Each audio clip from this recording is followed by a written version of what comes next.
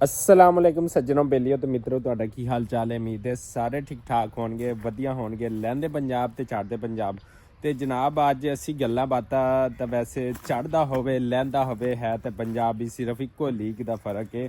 ਅੱਗੇ ਵਧਦੇ ਹਾਂ। ਅੱਗੇ ਵਧਣ ਤੋਂ ਪਹਿਲੇ ਸਾਡੇ ਚੈਨਲ ਪੰਜਾਬੀ ਬਬਲੂ ਵਲੌਗ ਨੂੰ ਲਾਈਕ ਸਬਸਕ੍ਰਾਈਬ ਤੇ ਸ਼ੇਅਰ ਕਰ ਦਿਓ।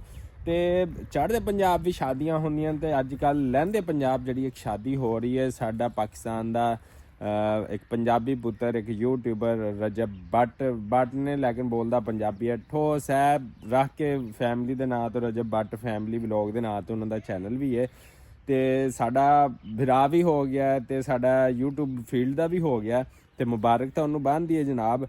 तो रजब बट फैमिली नूं बहुत सारियां ढेर दवावां जी उन्होंने जलेबियां लड्डू ते पता नहीं की ते सारियां चीज़ां खुशियां ते फुल ते वारी वारी ते सदके सारा कुछ जावां ते माशाअल्लाह नूं ढेरों मुबारकां होण। मेहंदी दियां भी बरात दियां भी क्या ही कमाल दी ओहदी मेहंदी सी जनाब, क्या ही कमाल दी बरात सी माशाअल्लाह। बड़े बड़े यूट्यूबर उत्थे शामिल होए ने।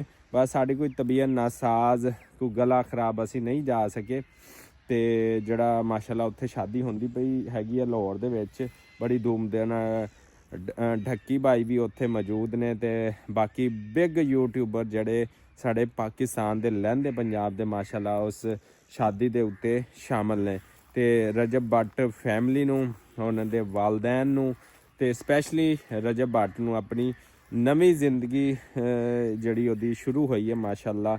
ਤੇ ਇਹੀ ਅਸਲ ਜ਼ਿੰਦਗੀ ਹੁੰਦੀ ਹੈ ਸ਼ਾਦੀ ਤੋਂ ਬਾਅਦ।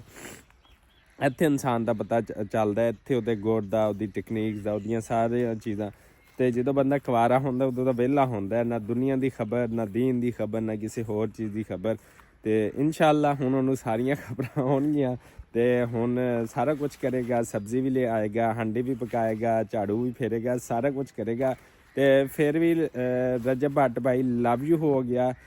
ਅਤੇ ਰਿਮਜ਼ਾਰ ਖਾਨ ਤੋਂ ਡਿਸਟ੍ਰਿਕਟ ਰਿਮਜ਼ਾਰ ਖਾਨ ਤੇ ਪੰਜਾਬੀ ਬਬਲੂ ਵਲੌਗ ਤੁਹਾਨੂੰ ਤੁਹਾਡੀ ਸ਼ਾਦੀ ਦੀ ਮੁਬਾਰਕਬਾਦ ਦੇ ਗਿਆ। ਜਿੰਦੇ ਤੇ ਵਸਦੇ ਰਹੋ ਤੇ ਅੱਲਾ ਨਿਗਹਿਬਾਨ।